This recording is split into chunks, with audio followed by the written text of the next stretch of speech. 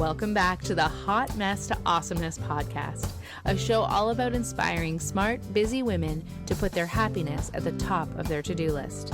Join your host and life coach, Dion Thompson, as she chats with amazing women who have figured out how to make their happiness a priority, and more importantly, what it's really like to go from hot mess to awesomeness.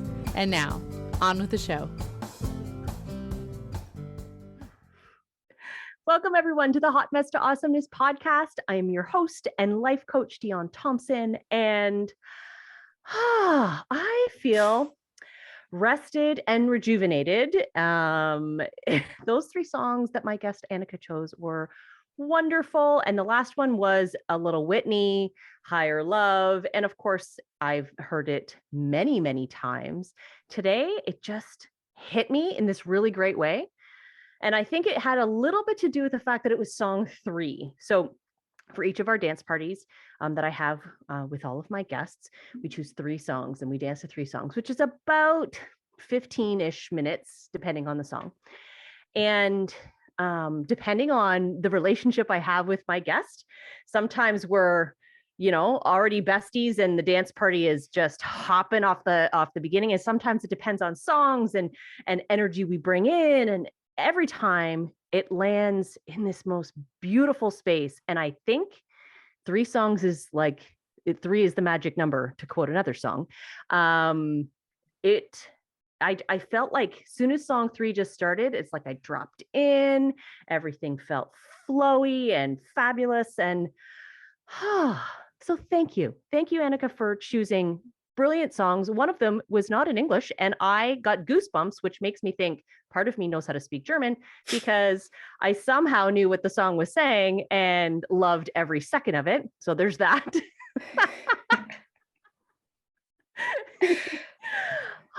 So thank you. Thank you for joining me today and for bringing some great energy. As right before we hit record, we were chatting a little bit, and we were chatting about how we each on our own took some significant quality time, 10, 15 minutes, but quality time just for ourselves. So before we dive into everything, I'd like to just talk about how freaking important that is. Absolutely. And how valuable it is. So just to add to why it is I would want to dive into this with Annika, let me quickly introduce you to her officially. So Annika is a former HR manager and special needs mom who has recovered from burnout and anxiety twice in the last 5 years.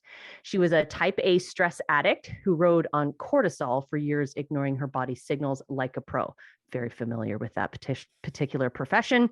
Today, she helps women as a sleep and health coach to get their energy and sleep back so they can avoid burnout. Yes, please. Yes, please. Yes, please. So as a sufferer of burnout multiple times as well, it is so valuable to flip that switch. So type A people often don't know that there is a switch and they just keep running at full tilt. But your body says no.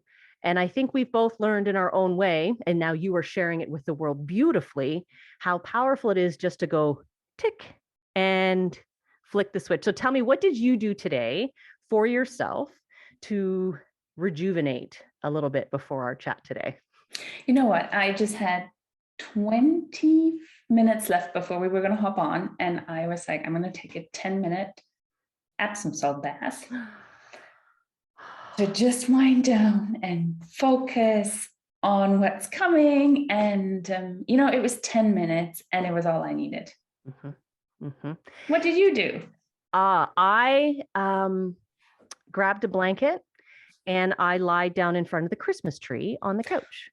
Awesome. And so my eyes were like half open as I was observing the twinkleness, but it was about 10 minutes and same thing, 10 minutes. So because I want to highlight how important this is, because I know that you know the value of this and that you are teaching this to people now. It's 10 minutes, dude. Yet we as a culture are conditioned to believe that we don't even have that. And that type of rest. And I would, for me, that 10 minutes turned a corner for me. Yes. Went from, feeling myself getting drained, a little bit of maybe a bit of an ache in my head, and then just woke up.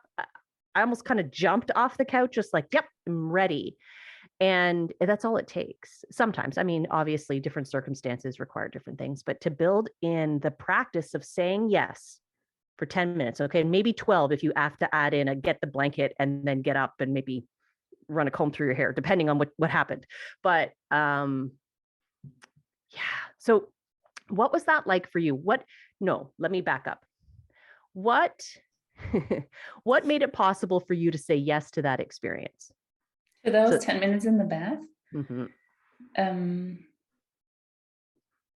That's a really hard question, because now it's almost like a no-brainer. And you know why? I think because I've been rock bottoms twice, like once really bad, the other time I kind of caught it a little earlier with the burnout, that I now know if I do something that is very, like I really give it at work for a week, or I had a very, very emotional experience with a client this morning, very positive, very, very, but overwhelming kind of emotionally. Mm-hmm. And I was like, I'm feeling myself draining energy. It was positive, but it was still draining energy afterwards. And I was like, you know what, this is no. And I've learned to read those signals and to then just give into what the body needs.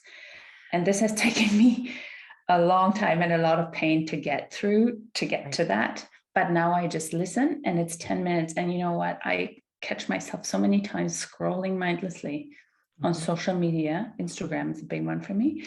That is like, no, you know what, those 10 minutes, do something like close your eyes, breathe, go for a walk around the block, or have a bath.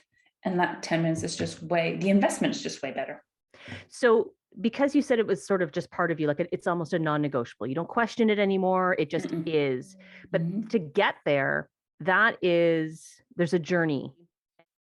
Had to begin somewhere. And so as I described in your bio, but you had alluded to as well, that there have been moments in your life where that wasn't even on the radar. It wasn't even a choice, a question. You wouldn't even have considered it as an option, just sort of powered through. So let's dive into the hot mess that once was. Yeah. So we can walk with you all the way to the moment where you absolutely take a bath in the middle of the day because of course you do. So yes, do tell. Okay. I think, if the way like you're reading my bio, if I look at that now in retrospect, it's kind of like a few years ago, I would have said this, like, that is not me. This is not my life. This is not how I envisioned my life to go at all.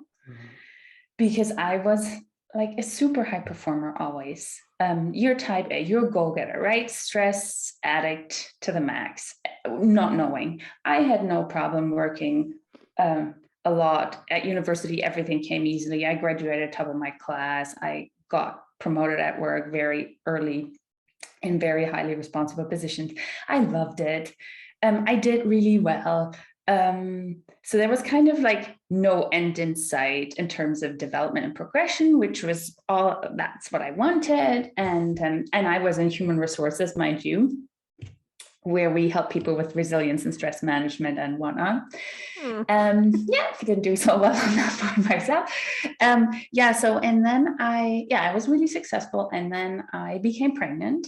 And I remember having a conversation with one of my HR directors, who was a dad or is a dad himself. And he's like, so what's your plan? When are you gonna go? What's your last day of work? In Germany, you leave like 6 weeks prior to your delivery. And then I was like, so that would be whenever that was. And he said, just be mindful. Could be that the kid comes early. I'm like, why in the heck would that happen? And then he told me his story that his wife had their baby like quite early and stuff. And then I was like, So then we went on a trip to Canada because we lived in Germany at the time. My husband's from here, so we visited family and friends once more. I had gotten the okay from my doctor to fly because the airlines at a certain point in time say, I think it's like week 20, I think it's week 30 or something, where they don't necessarily want you to fly unless your doctor says you're good to go. But I wasn't there. I was like week 26, 27. yeah, he's like, don't climb the mountains, but you can go. Of course, I didn't climb the mountains, but everything was already a bit off. And we came back, and basically the next morning, Henry was born. What? Week 29. Wow. So extremely early. He was a super preemie. He was in the hospital till he was full term, because he was struggling a lot with like breathing and like lots of preemie things that they have. And yeah, and that was already that was total PTSD, full on post-traumatic stress, which I didn't know. And that was just, that was the first thing. That was something you never expect. All of a sudden you're at home with no child, your child's in the ICU, people are taking care of him. They're like, well, and then issues arise and they're like, yeah, you go home and sleep and we call you overnight if there is a bigger problem. And you're like, oh my God, like it was insane, but it was, you go on autopilot. Kind of, you function, because it's pure survival for everybody, for the child and for the parents, as in like you're in survival mode from it. Yeah. Right. And yeah. And so then he came home, all was good. We're like, yeah, we had him home, took care of him. I was, my husband was there for a while, but he went back to work and I had my maternity or parental leave for a year. And then kind of things started unfolding that they were like, yeah, there's issues. And then he didn't meet certain milestones. And if you're like a performer like me, it's already, for parents who don't have special needs kids, you are always, when you go to the doctor, oh, can they roll on their tummy? Are they starting to crawl? Are they pulling themselves? People are already looking at these development charts and are looking at, and then all of a sudden your kid who has a different history, doesn't meet these milestones, and everybody's like, it's fine, he's preemie, we're correcting his age. And you're like, yeah, but now we're at that point and still it's not fine. And then you get to talk to doctors and they're like, yeah, we have a bigger thing here. Do you think he's going to be able to walk? We don't know. We can't tell you. And we don't know in what way. Do you think he's going to be able to speak? Like, this kid is 6 months old. No one can actually tell you. And they're like, yeah, we think he's fine. He speaks like he's on his fourth language now. He's totally fine. The mobility is what he's struggling with, but with the language and communication, not his struggle whatsoever. And I think the biggest thing with that part was that I kept having this massive guilt and shame because I birthed a child early. And it was me who kind of ruined not just his life. That was my perspective at that time, because I had no clue how this was going to unfold. I ruined my husband's life and I ruined my life. And I was like, great. And my body isn't even capable of carrying a pregnancy to freaking 40 weeks, right? Or even 38, but no, 28 plus 6.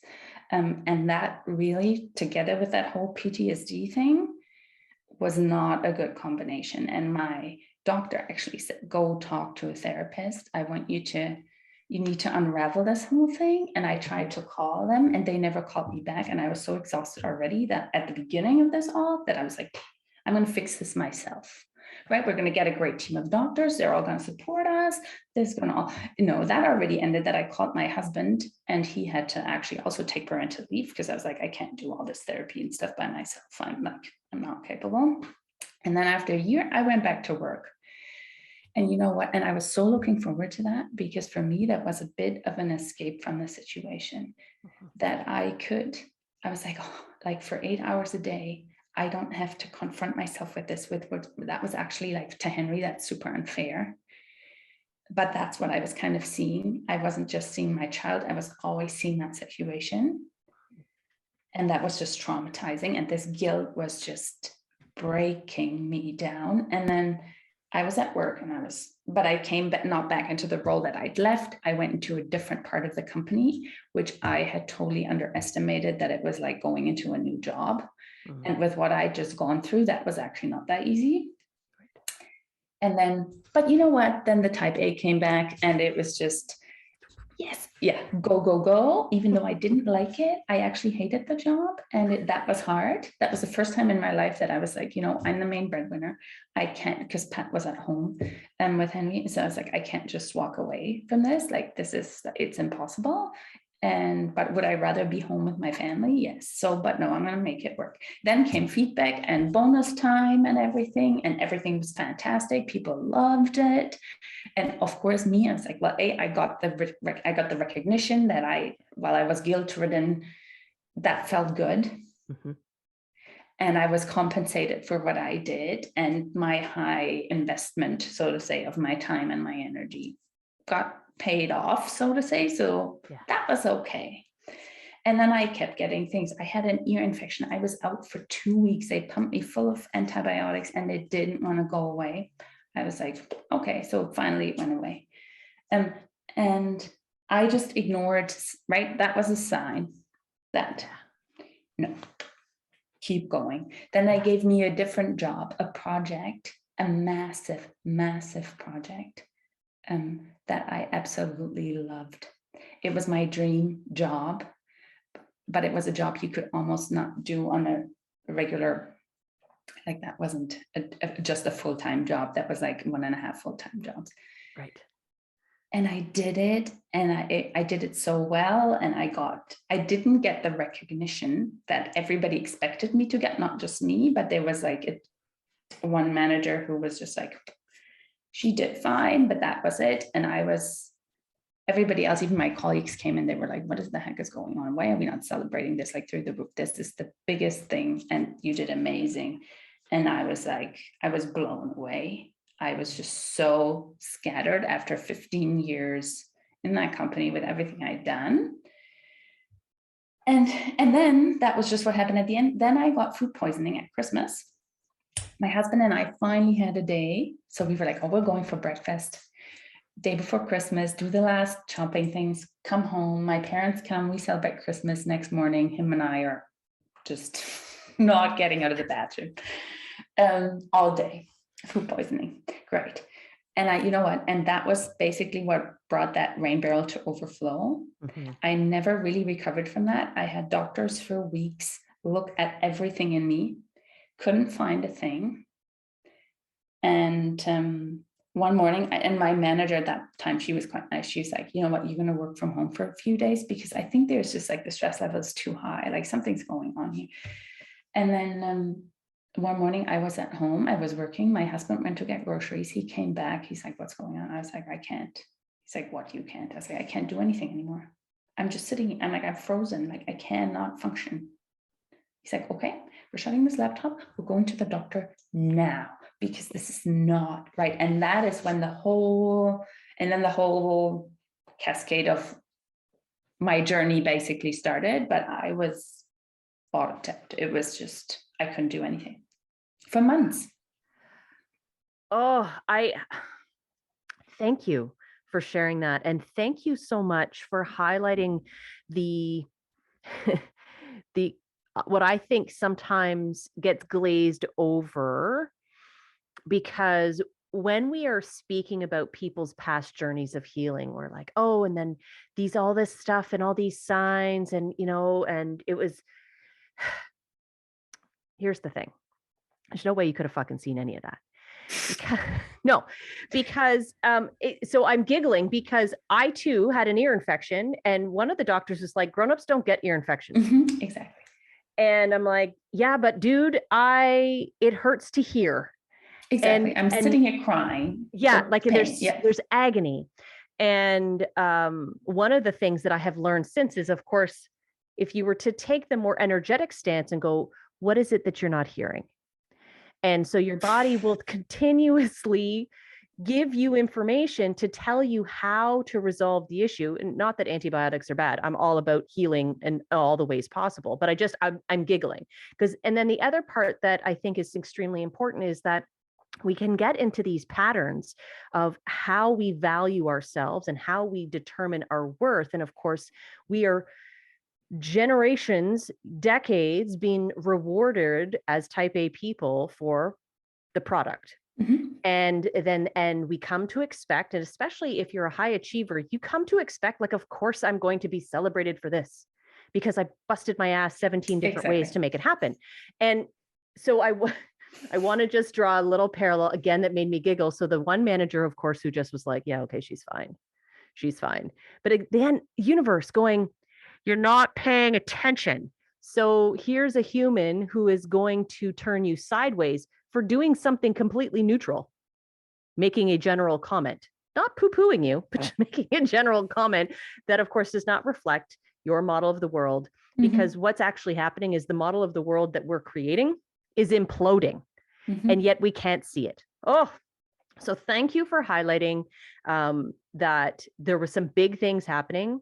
And of course, if we don't connect dots either, that's the other thing I think is interesting, because when we lack that connection to this beautiful vessel that carries around our big old fucking brains, we miss how the pieces come together. We can't even see that our brains are attached to our bodies, let alone to see how our experiences are all connected and how they're woven and how we are actually the curator, author of all of those things.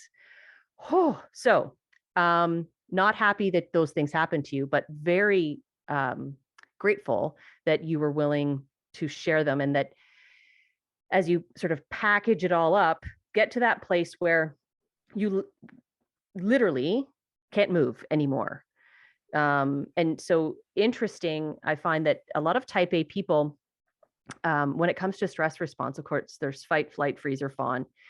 Freeze is usually the last thing. It doesn't even get on the table.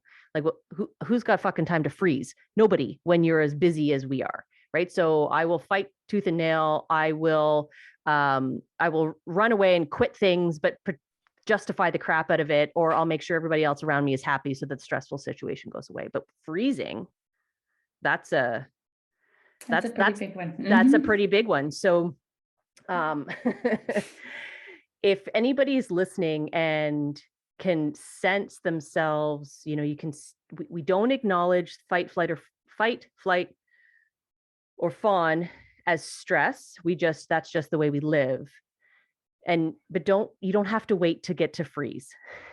So please don't. No, please don't. Starting to acknowledge that some of our patterns of success are actually patterns of stress, and being able to unpack that, which I know that's what you had done. So of course, hubby loads you in the car and drives you off to all the people.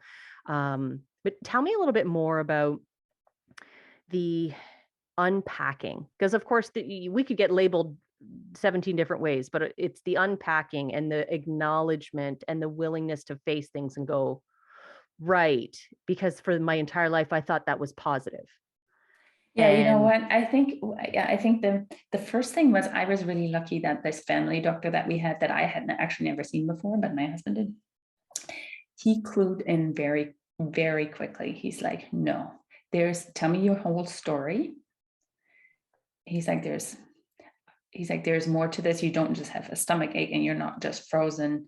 There's something there. And I suggest you're going to go see a therapist. And funnily enough, that guy, when we were out of the hospital and we kept walking Henry every day, because he was never sleeping, we had to run for like hours outside in the stroller so he'd sleep. And I always kept walking by this therapist's house, and I was like, I should call this person. You know how you kind of know, and then 3 years later you end up in their chair, and it's just these things. And he was a very experienced, close to retirement guy, who I've gone way deeper with other people that I've worked with now, because I think I was still kind of protecting myself. There was still a bit of a shield in unfolding things, like it was, but I came from freeze. So we had to kind of thaw everything to get to, right? And he was just, he just really questioned a few things and told me a few things to my face that actually just started to make me think and help to let go of certain things. He's like, you're so hard with yourself. You're judging yourself all the time. You cannot judge yourself for these things. This is all not your fault. And that helped me, that somebody gave me the permission, and somebody, in my case, I think that's again type A, somebody who's educated in that field. Right. Very important for type A's, right? If my mom or anybody else had told me that, I would have not listened to that. Right. So that kind of got me a step further, I think. And then I started exploring things, because they were all like, yeah, we have run 1,000 blood tests on you, like we can't find anything. And I'm like, I feel there's something physically also wrong, because I always looked like I was 6 months pregnant every night. And it was gone in the morning. And I was like, I feel like I can't eat anything anymore. Like, I'm just like, I'm going to explore. So then I started reaching out to osteopaths, to a naturopath, and they all got a little piece of the puzzle that made me feel a little better, and that got me more energy back. And then I felt I could confront more of the emotional baggage, because it was just too much at that point. Mm-hmm. Sometimes I just didn't even have the physical energy also to not get through that.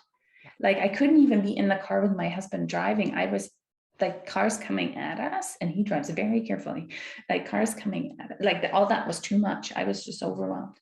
And so the more I got energy, the more I was able to work with that person to a point where I was like, yeah, I'm good to like get on. And that's when I was like, I'm not going back in that position. There's just no way I'm ever going to step back. I cannot put another foot into that building. I'm so burnt and I'm so hurt.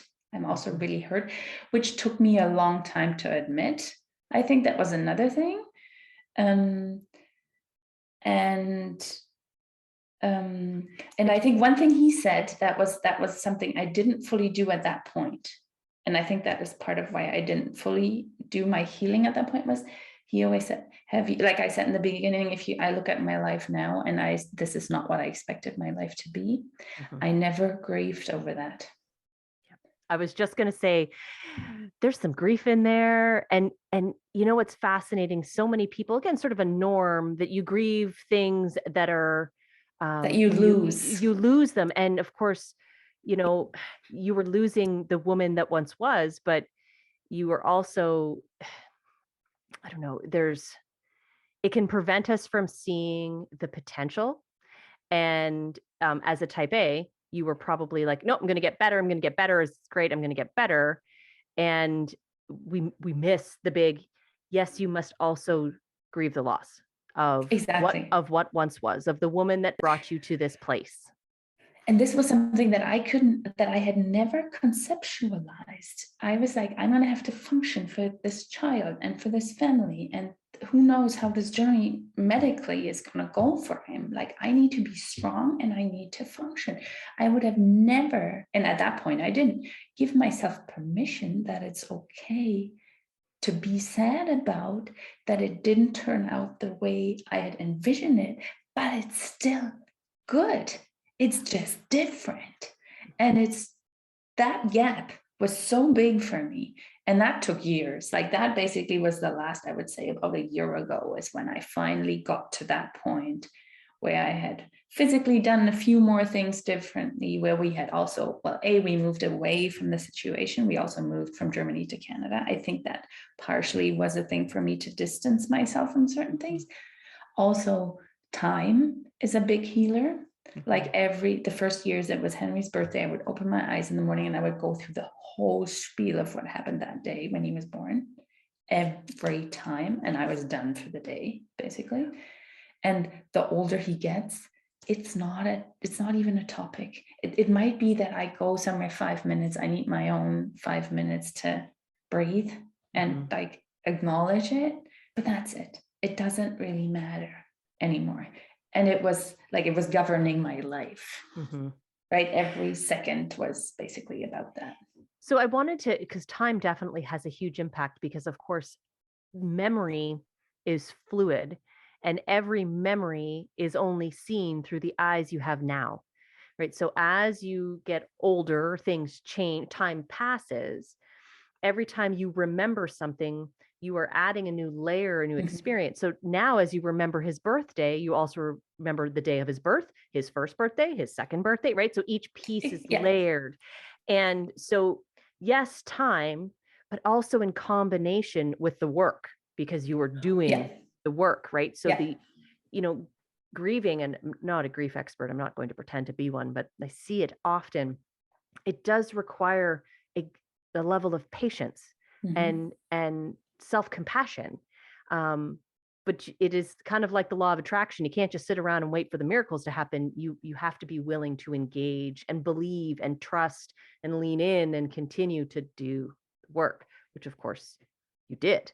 So what kind of um, action supports, what is it that you did to sort of promote and enhance your healing? So you gather this awareness, you seek out the professionals, you sort of level up physically, mentally, and emotionally, which with each new professional, which is fantastic, and say, okay, I think I've gotten all I'm going to get from this experience. I'm going to move on to the next thing. But on your own, as you're weaving through this work, what is it that you gravitated towards to keep you moving forward? I think there's two big ones over the years. It kind of started with yoga and meditation. And by yoga, I was laying there and basically feeling my body, like I wasn't even doing crazy things. And then I remember my mother-in-law said, she should go and start sun salutation because she's a yoga teacher. I'm like, I'm not. And that was the first time where I said, you know what, I'm not there. I'm like physically, I'm not. Let me do my thing. And I'll get to there. And that's what I did. I gave myself permission to be as slow as I need to be. My past was the go to the gym 3 times a week, go on that Peloton bike. Like it was no problem, but I was like, I can't do any of this anymore. Slow down, like really slow down. And it can get very uncomfortable because I think at least for me as a once it's calm, it's quiet. And if you don't distract yourself, exactly, the monkey brain comes. And it's that was hard. And that took a long time to actually let that happen, that it's okay to have that. And the other thing I never learned as a child, because that was something that I wasn't brought up with, was to verbalize emotions. And I think now looking back, if I look back at my HR work and how we used to coach people and how we hired professional coaches to have our employees coached, a lot of us have not learned that very, very well. And that was a big part of my journey, to actually even learn to verbalize what I'm feeling right now. Like just say that emotion, like sometimes like to be actually a bit distinct in what that is, like that took me a long time. But the more I learned to do that, and if I tell it to myself now, like if I get upset, I know where it hurts in my body. Or if certain feelings come up, I know where I feel them in my body. And then I can acknowledge that and say, oh, I'm angry. Because I get this massive pain in my stomach. And then it's good. And I know it's there and it goes away. So yoga and like meditation were things. And I just downloaded stuff of the internet and just tried it and saw what works and what I didn't like. And then I just kind of moved on. And the other thing was, to me, deep breathing, as in I saw this documentary and there was Wim Hof. I don't know if you know Wim Hof, the Iceman, who that does deep breathing, and he's known for diving in freezing cold water. And that guy. Yeah. And I saw him and I was fascinated. And I started Googling him, and there was a trainer doing a workshop like that, like literally 20 minutes from my house. I'm like, oh, a sign, like I gotta go. And I would have never done this in the past. So I went there, and that was my first like breath work experience. And it's mind blowing. I find it's very triggering and very hard on the body if you're exhausted. Like I wouldn't recommend it to people who are totally, totally burned. But once you've gotten to a certain, the breathing help, like that's what we do, right? We hold our breath when we get anxious, and if we're in freeze, like that's not at all what we do, like a good breathing, deep breathing. And that has helped me release so much of that crap that was there. And that's just been mind-blowingly a miracle. That's been a massive change. So I just want to highlight, in case nobody caught this. So we're talking about a full-blown physical manifestation of massive stress, PTSD, just incapacitated as a human, going from high levels of success. And the 3 things that you chose to support you most wholeheartedly, you were like, yep, these are the things, is yoga, and let me just paraphrase by saying most of it was you lying down doing very little with your body, yoga, meditation, and breath work. So I am a firm believer in all three of those things. And I'm like, scream it from the rooftop. So I kind of want to take a moment and be like, y'all heard that, right? I would Like, have laughed at you 10 years ago if you had been like, absolutely. this is your I'm like, good for you. I'm going to go to the gym and sit Yeah, on that spinning bike. Yeah. That's you how go I and get breathe. my, Yeah. Right. And so I too, many years of like, okay, you know what your problem is? You're not doing enough. That's the problem. Like you're clear, blah, blah, blah, blah, blah. And I would have called bullshit on all the woo woo, all the spirit, all of the simple,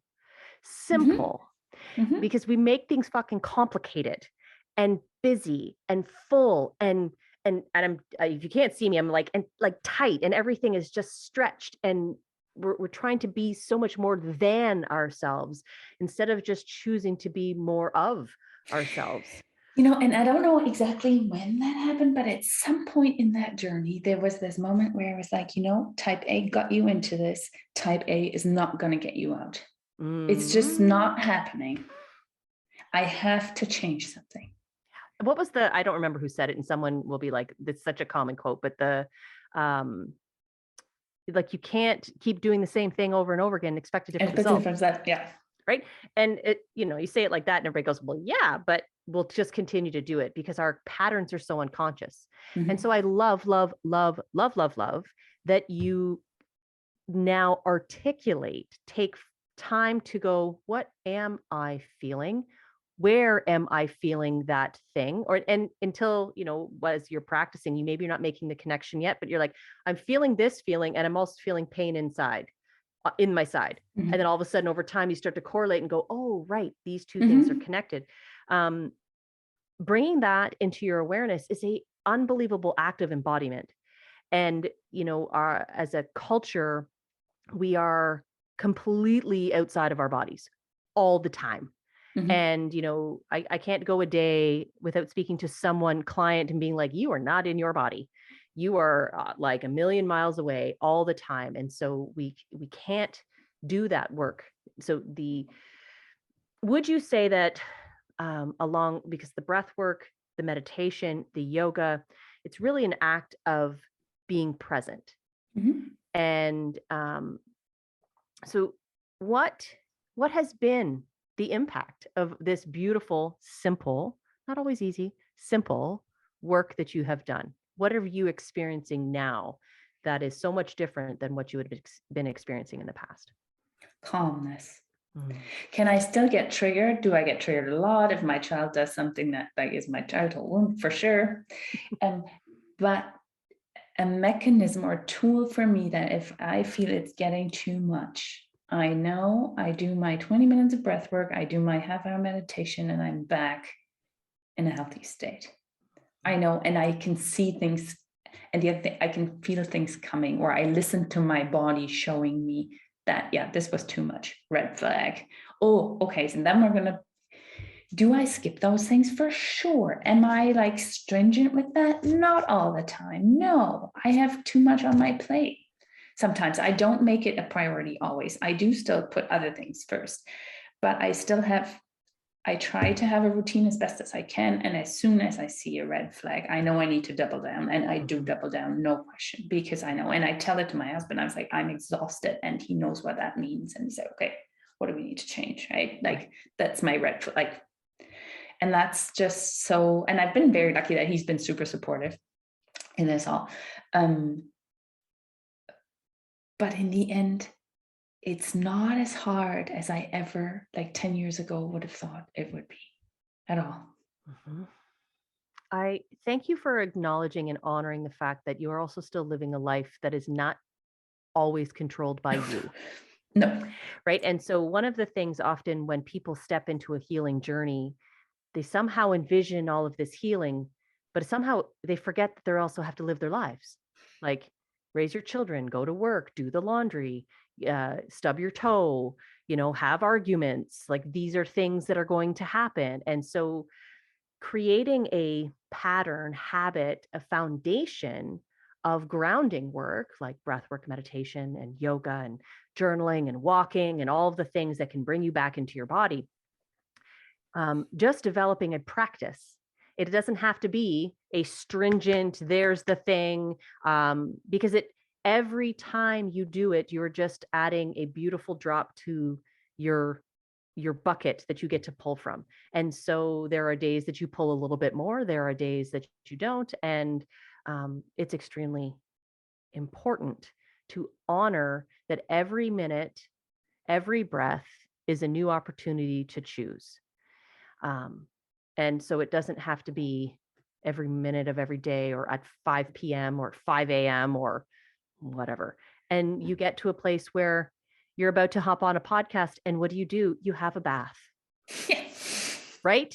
And it doesn't even seem, it's of course you do. So just to sort of bring it back to where we've started, that the journey is really what I've heard from you. And I'm so grateful that you have shared all that you have shared, and that your experiences they're quite vivid in my mind, that it was the simple act of choosing yourself more often than you had before, and choosing to pay attention in a new way, recognizing and then choosing that what you had done in the past didn't work the way you'd wanted it to. And so in order to do something new, you have to be willing to try something new and explore.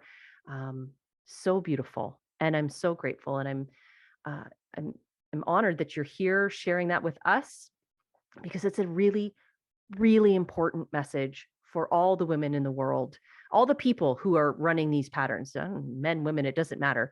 Thank you. Thank you. Thank you for having me. So, and Annika, I know that you are doing great work, but let us know a little bit about what it would be like to work with you, or what is it that you're offering women now to get the most support, or how they can get supported from you. Yeah, what I do is I help with this story that I have had. I've seen that sleep is something that I suffered from anxiety so much that I couldn't sleep well. I was up like hours every night. And that's such an integral part to healing. And if we don't sleep, we just can't really heal. And there are so many women out there who struggle with sleep. Some are real chronic insomniacs. Some just have trouble falling asleep. Some people don't sleep through the night. They wake up exhausted. And I find that journey that I've had now for that many years, it was a combination of working on my body, improving my health, my physical health, what's going on in my gut, what's going on with my hormones, what's going on with my thyroid, plus what's going on with my mind. How do I manage stress? How can I improve my resiliency? All that. And to me, all of that together was them, plus changing my nutrition a little, and all that together was, to me, the key to unlock the whole. I actually made it to it through PTSD and everything. And I came out and I was like, how can people thrive at the other end? Like, they always tell you these stories of there are people who actually recover from trauma and are doing better after than before. I would love to, but it's right. It was just so long. The journey was long. And I think that, and that's what I do. I help people with that, and women. That's who I focus on right now, because I just think I relate to that very easily. I understand the woman's body better than a man's body, and and I've had great success with people, helping them. And I think sometimes you need that permission, you need that person to help you point the finger at where it's not right, and show you. And also for me, it was always the accountability and somebody on my side. Mm-hmm. As soon as somebody said, okay, do this, come back in 4 weeks. Did I follow those protocols? To a degree with my type A, because I'm quite committed, and right. But is it great to have somebody on your side all the time that you can reach out to every day? And that helps you. And if it gets hard, because healing's not necessarily easy, right? It might be sometimes simple, but it's not. It can be uncomfortable. Mm-hmm. Maybe the right word. That there is someone there, because I think that is what makes it makes the people have success. And I love what I do. It's my dream job. That's awesome. And you're absolutely right. It's so crucial to feel seen and heard, and in a space, in a relationship, a supportive relationship where you feel like, yes, I belong here. This person understands it and is honoring me, calling me on my crap, and supporting me through and seeing the greatness. And it's so brilliant, so lovely. So I love that you're focusing on sleep, because of course it is the foundation in which we build all other things. So sleep, hydration, and quality fuel. I mean, get us very far. Yes. Right. So let's look at Maslow's hierarchy and go, you got to get the basic needs met first, and then you can build from there. So I love that you have that is a focus area for you and your clients. Brilliant. Oh, I'm all just like oozing. This is just awesome. Like I'm loving it. Okay. So before we do go, is there anything that you would like the listeners to walk away with today? Because we shared a ton of awesomeness, but is there anything that you're like, yeah, you know what? This is the thing that I'd love for you to know. Yeah, listen to your gut. Whenever you have a feeling something isn't right, or you've tried things and it's not working, listen deeper. And I know that's sometimes hard to, you're like, you're talking to type A people, what the heck does that even mean? Just try to dial into yourself. And if that feeling is, I can't do it, I don't understand what's going on, reach out for support. There is great people out there that can help. And I think sometimes we're so stuck in these situations, we just need somebody to guide along the way. They've potentially done it before. They can help you do it faster and more efficient too, because you don't need to do that whole learning curve by yourself. Don't be shy or ashamed to ask for support to help you with that. Our health is so important. We don't perform for ourselves, for our families, in our jobs, anywhere, if we don't have that dialed in. And we have so much on our plates as women, that so many roles to play, that I think that should be a priority. And there's people out there who understand this and who are willing to support, and just get the help if you feel like there's something that you think's off. Yeah. And know that the people you're reaching out to have been in that position of being afraid to ask for help. So, sometimes we get into positions where we're worried that, well, when I get there, I will be, oh, you're the one that didn't ask for help. No, we all know that that is a huge barrier. So yes, just to hear that. And we continue to say that every day. You have permission. The people get it. Me 100% spent decades stuck in that space. And if we can help someone to get there faster, yes, please. Dream job, 100%. Awesome. Thank you so much for your time today, for sharing your story, for offering us those insights and those opportunities to see a little bit of ourselves a little bit more clearly. It's so powerful when we get to feel a connection, because what you shared, although unique to you, it has a universalness to it. And so thank you so much for that and your time today. Thank you so much. It was a pleasure. And thank you to everyone who has tuned in today. We will see you very, very soon. Thanks for tuning in. Hope you enjoyed the show. Join Dion again next week to learn more about what you can do to go from hot mess to awesomeness.